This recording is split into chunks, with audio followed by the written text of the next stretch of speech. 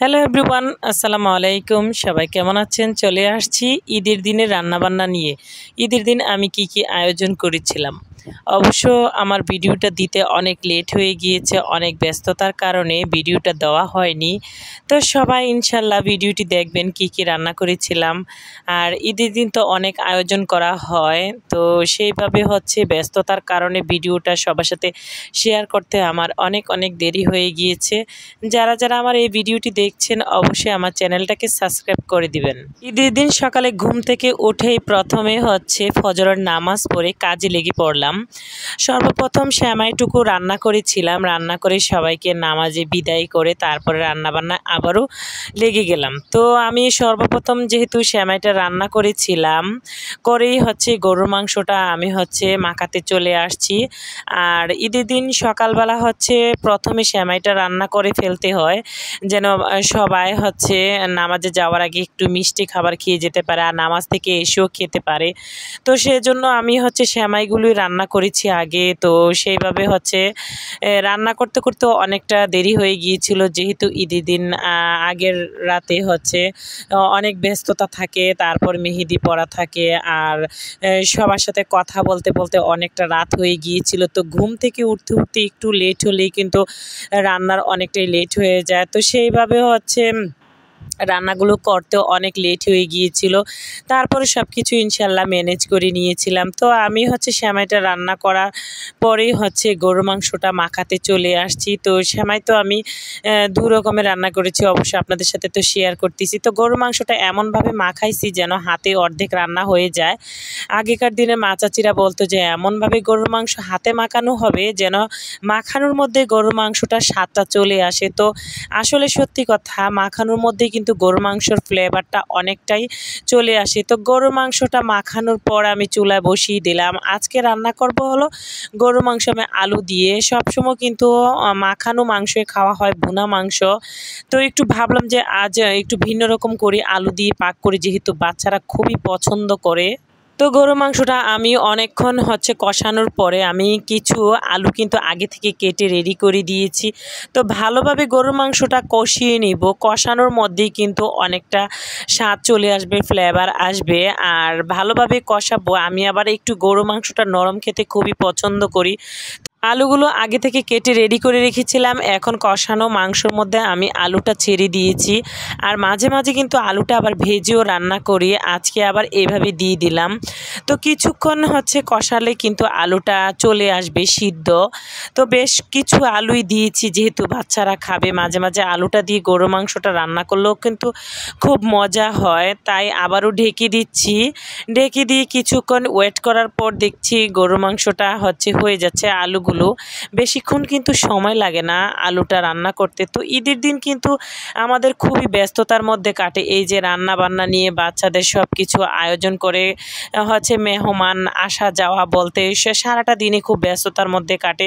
তো এই যে সেমাই রান্না তো সর্বপ্রথমে করেছিলাম, আপনাদের সাথে বলেছি। তো সেমাইটা আমি প্রথমে কি করেছি, দুধটা বসিয়ে এলাচ, দারচিনি, তেজপাতা, চিনি সব কিছু দিয়ে আমি ভালোভাবে জ্বালিয়ে নিয়েছিলাম।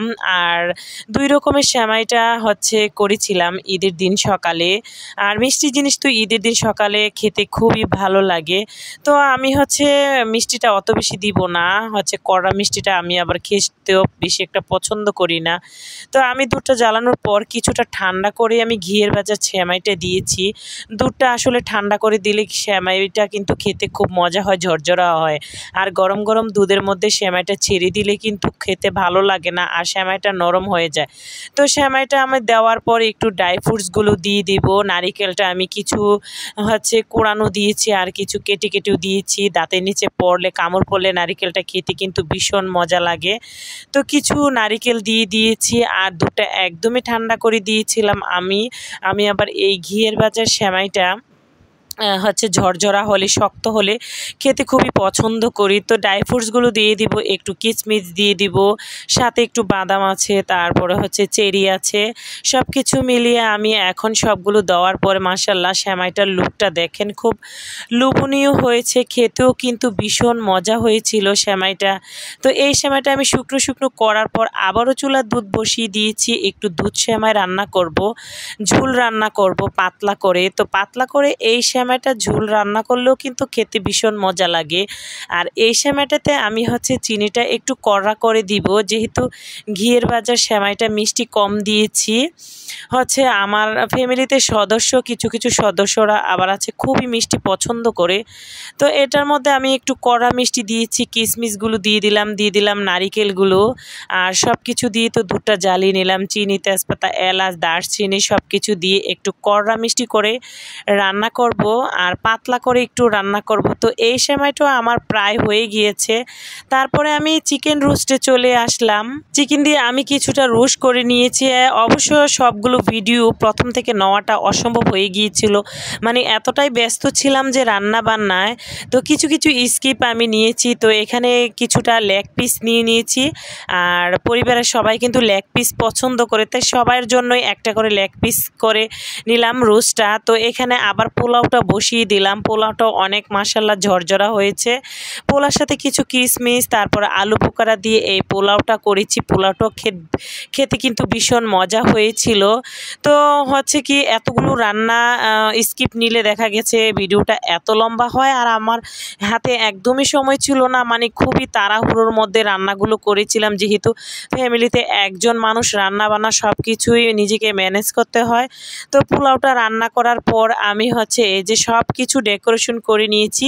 ঈদের দিনের আমার কি কি রান্না ছিল, এখানে ছিল ডিম বোনা, গরুর মাংস দিয়ে আলু, পোলাও, সালাদ, আর 2 রকমের সেমাই, তারপরে হচ্ছে চিকেন রোস্ট, সাদা বাটা। অবশ্য আমি একটু দেরি করে করব, সবাই নাকি আজকে পোলাও খাবে, যেহেতু নামাজ পড়ে নামাজের আগে সেমাই খেয়েছিল। তো সবাই বলতেছে আমরা এখন পোলাও খাবো, ভাত এখন রান্না করার দরকার নেই, ভাতটা আমরা রাতে খাবো। এই ছিল আমার ঈদের দিনের রান্নাবান্নার আয়োজন। সবাই ভালো থাকবেন, আল্লাহ হাফেজ।